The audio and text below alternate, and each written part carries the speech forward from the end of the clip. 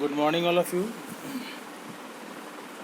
In my last video, I have told you the basic principles of the valence bond theory, and I have also explained how the VBT can explain the formation of the bond in term of the stability of the atomic orbitals and in term of energy consideration, as well as in term of the overlapping of atomic orbitals. In my last video, I have explained you whenever the two atoms come close to each other and when these atoms are able to minimize the energy and to attain the maximum stability, then these atoms are able to form the bond. On the other hand, if the amount of energy is high, so in this condition no bond formation is taking place. So now in this video I will explain you how the bond formation can be explained in term of the overlapping of the atomic orbitals.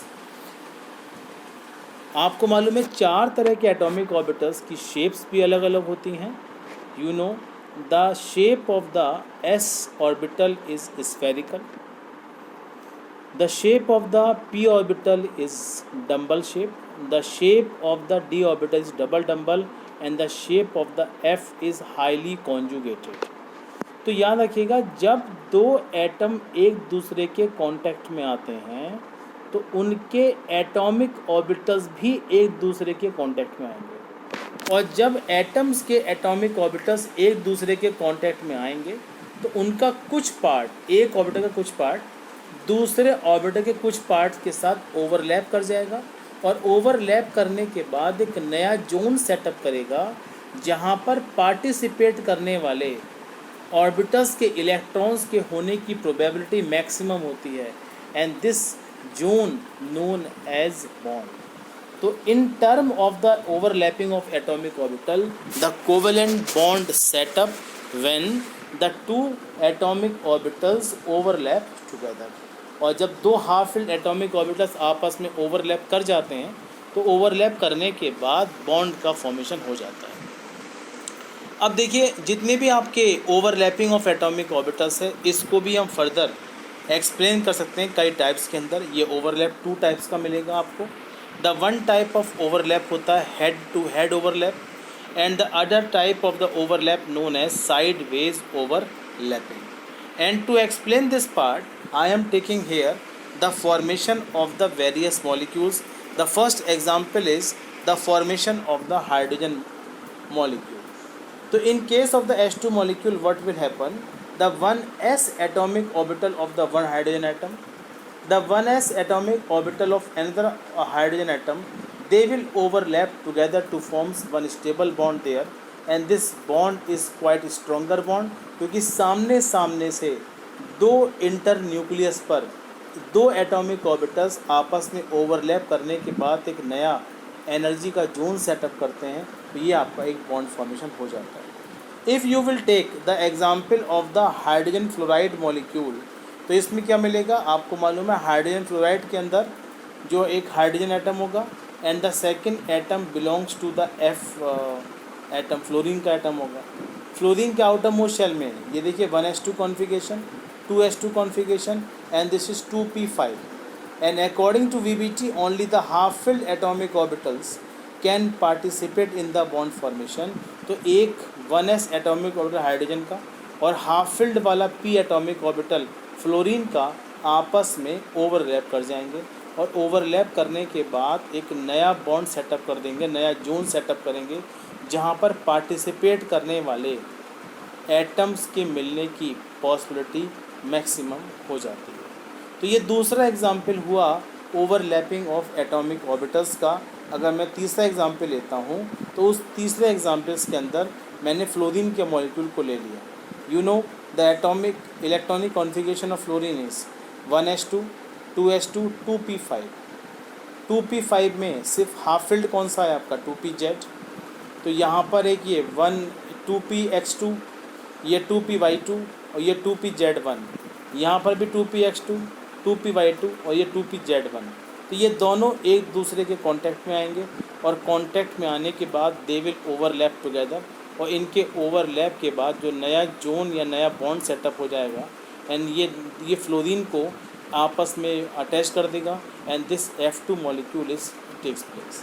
तो in the 3 examples, जो 3 example मैंने discuss करे हैं, इन सभी examples के अंदर in the first example the 2 same type of atomic orbitals are overlapping together. In a second example, the 2 different type of atomic orbitals, that is 1s and p, overlapping together. In a third type of atomic orbital, 2 same type of the p atomic orbitals are overlapping together to forms the stable bond pair. तो इन 3 example को देख के एक बात समझ में आती है कि जब कंस्ट्रक्टिव फोर्सेस बढ़ जाते हैं, whenever the magnitude of the constructive forces increases between the 2 participating atoms, तो वहाँ पर ओवरलैप होने की पॉसिबिलिटी बढ़ जाती है और ओवरलैप भी डीप होगा और जो बॉन्ड सेटअप यहाँ पर होगा वो क्वाइट स्ट्रॉन्गर बॉन्ड होगा. तो जब ओवरलैप एटॉमिक ऑर्बिटल्स का डीपर होता है, देखिए डीप कैसे होगा, ये सामने सामने से 2 एटॉमिक ऑर्बिटल्स आ रहे हैं तो इनके ओवरलैप का एक्सटेंड भी डीप होगा. ये वाला S और ये वाला P भी सामने सामने से आ रहे हैं तो ओवरलैप का एक्सटेंड भी डीप होगा. इन द थर्ड एग्जाम्पल्स यहाँ पर 1s atomic orbitals of the 1 hydrogen atom, 1s atomic orbital of another hydrogen atom, ये भी आपस में स्ट्रांगली ओवरलैप कर जाते हैं एंड ओवरलैप करने के बाद नया एनर्जी का जोन बनाएंगे तो ये बॉन्ड भी स्ट्रॉन्गर बॉन्ड होगा. तो these 3 examples are the examples in which the deep overlapping of the atomic orbital take place. और जब डीप ओवरलैपिंग एटॉमिक ऑर्बिटल्स की होगी तो रिजल्टेंट बॉन्ड फॉर्मेशन भी आपका स्टेबल हो जाएगा. तो this is the basic examples जो मैं आपको बता रहा हूँ, जो आपको यहाँ पर समझना पड़ेगा. ठीक है, तो ये बेटा आपका एग्जांपल्स हुआ और जो बॉन्ड इनके थ्रू सेटअप होगा आप उसको सिग्मा बॉन्ड कहते हैं. अब जो 3 मैंने एग्जांपल्स आपको यहाँ बताए हैं, इन तीनों एग्जाम्पल्स में जो बॉन्ड सेटअप होंगे, द फर्स्ट केस जो था आपका जहाँ पर हाइड्रोजन का मॉलिक्यूल सेटअप हुआ था, दूसरा केस था जहाँ पर HF मॉलिक्यूल सेटअप हुआ था, और जो थर्ड केस था वहाँ पर फ्लोरीन का मॉलिक्यूल सेटअप हुआ था. द बॉन्ड स्ट्रेंथ का जो ऑर्डर है वो कैसा मिलेगा, and this is the least stable fluorine, ये slightly more stable this is hydrogen, और the maximum stable this is fluorine.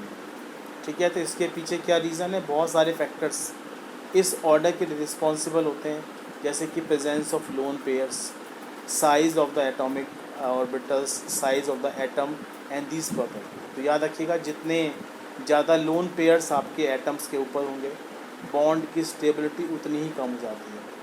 ठीक है, यहाँ पर कोई भी आपका वो नहीं है, यहाँ पर भी लोन पेयर्स फ्लोरीन के ऊपर होते हैं, यहाँ भी फ्लोरीन के ऊपर लोन पेयर्स हैं.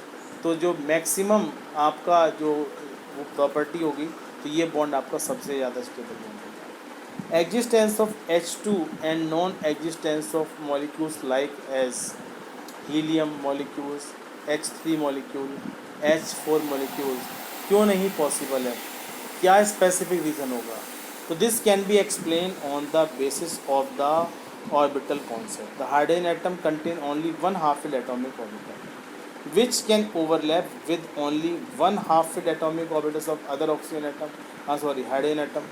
तो in this way H2 molecules जब बन जाता है तो 2 half-filled atomic orbitals अपना डुप्लेट पूरा कर लेते हैं. तो there is no other possibilities of the overlapping of the H atom with the H2 molecule. यही रीज़न है कि H3 और H4 मॉलिक्यूल का एग्जिस्टेंस पॉसिबल नहीं होगा. दूसरा एग्जांपल मैंने लिया non formation of the helium molecule. आपने He2 मॉलिक्यूल्स के फॉर्मेशन को बताया था इन term of the energy consideration, जो कि वैलेंस बॉन्ड थ्योरी का एक बेसिक पार्ट होता है. Whenever the 2 He atoms come close to each other, that time you conclude that the magnitude of repulsive forces will be more than the magnitude of the attractive forces between them. जब repulsive forces बढ़ जाएंगे helium molecules में, तो helium का molecule existing नहीं होता, और जब रिपल्सिव फोर्स अगर कम होते तो हीलियम मॉलिक्यूल बन जाता। इसी बात को अब आप बताएंगे इन term of the overlapping of atomic orbitals. आपने वीबीटी के अकॉर्डिंग पढ़ा है, only half filled atomic orbitals can participate in the bond formation. Only half filled atomic orbitals can participate in the bond formation, लेकिन helium के पास एक भी half filled atomic orbital नहीं होता। When ever you will see the electronic configuration of the helium and that is 1s2, तो 1s atomic orbital is completely filled and that's why the helium molecule is not possible like as the H2 molecule। Is it clear? तो ये basic difference मैंने आपको बता दिया कि why the H2 formation is there. अब आपकी choice है in your examination, if the question comes कि why the helium molecule is not possible, तो दैट टाइम आपको आपकी चॉइस होगी, या तो आप एनर्जी के टर्म में बता दीजिए या फिर ओवरलैपिंग ऑफ एटॉमिक ऑर्बिटल्स की टर्म में बता दीजिए। दोनों ही केसेस में आप इसको एक्सप्लेन कर सकते हो। Clear? Now we will try to classify the types of the covalent bond on the basis of the extent of overlapping. On the basis of extent of overlapping, all type of the covalent bond are of two types. Some bond are sigma bond, while some bond are pi bond. The first category sigma bond, क्या होता है sigma bond? Whenever the participating atoms, or you can say the atomic orbitals of the participating atoms having the deep overlap together, जब उनके बीच में overlapping बहुत deep होती है, यहाँ पर ओवरलैपिंग काफ़ी डीप है, सामने सामने से 1s एंड 1s एक दूसरे को ओवरलैप कर रहे हैं, तो ऐसी कंडीशन में जो बॉन्ड बनेगा वो स्ट्रॉन्गर बॉन्ड होगा, and this bond known as sigma bond. Example S S overlapping, तो जब भी एस और एस एटॉमिक ऑर्बिटल्स के बीच में ओवरलैपिंग होती है तो हमेशा सिग्मा बॉन्ड ही सेटअप होता है। दूसरा ओवरलैप कैसे हो सकता है कि एक एस एटॉमिक ऑर्बिटल हाइड्रोजन का और एक पी एटॉमिक ऑर्बिटल आपके फ्लोरीन का, when they will overlap together, तो extent of overlap is deep, और जब एक्सटेंड ऑफ ओवरलैप डीप होगा तो रिजल्टेंट बॉन्ड स्ट्रॉन्ग बनेगा, और जिसको हम इस तरीके से इंडिकेट कर सकते हैं। तो ये दो एटॉमिक ऑर्बिटल्स के फ्यूज़ हो जाने से आप इस तरीके से मॉलिक्यूल्स को बना लेते हैं, तो ये भी आपका क्या बन जाता है, this is the sigma bond. May be third possibility is there, क्या होगी आपकी, whenever the 2p atomic orbitals, आपने थर्ड केस पढ़ा था फ्लोरीन मॉलिक्यूल्स का, तो जब दो सामने सामने से एक ही एक्सिस पर दो p एटॉमिक ऑर्बिटल्स आपस में ओवरलैप करेंगे, तो उनके ओवरलैप से जो बॉन्ड सेटअप होगा, and that is stronger bond, जो कि सिग्मा बॉन्ड की कैटेगरी में आप रखोगे। So we can say how the sigma bond formation is taking place. कब होता है सिग्मा बॉन्ड फॉर्मेशन, जब atomic orbitals face to face, head to head overlap करते हैं, चाहे वो डिफरेंट टाइप के हों चाहे वो सेम टाइप के हों, then the formation of the sigma bond take place। Clear? So this part can be explained by the overlapping of atomic orbitals। अब हम यहाँ पर दूसरा केस लेंगे, that is the formation of the pi bond।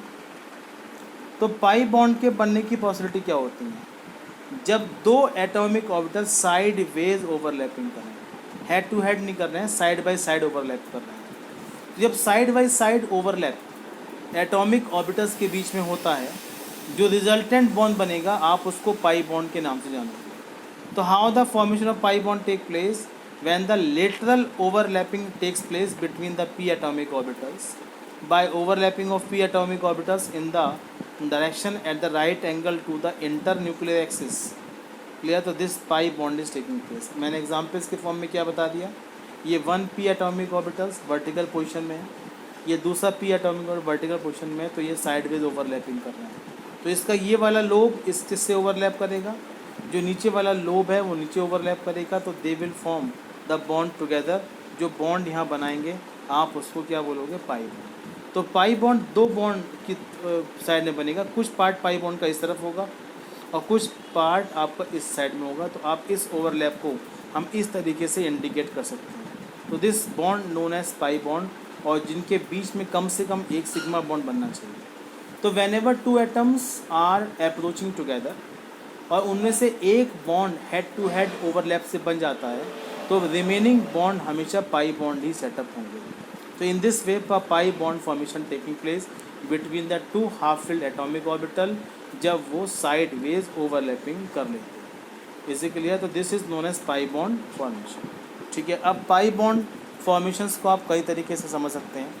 अब जैसे दो P atomic orbitals आप बता रहे हैं, तो एक पी एटॉमिक ऑर्बिटल्स ने जब ओवरलैप किया, तो ये वाला और ये वाला पी एटॉमिक ऑर्बिटल्स ये हेड टू हेड ओवरलैप करेंगे। जिनमें अपराइट एरो दिखाया हुआ है, ये वाला पी एटॉमिक ऑर्बिटल और ये वाला पी एटॉमिक ऑर्बिटल, ये साइडवेज ओवरलैप करेंगे। तो डायमेंशंस को प्रॉपर्ली इंडिकेट करने के लिए हम इन दोनों के ऊपर वाले लोब के और नीचे वाले लोब के ओवरलैप को इन डॉटेड लाइन से इंडिकेट करते हैं।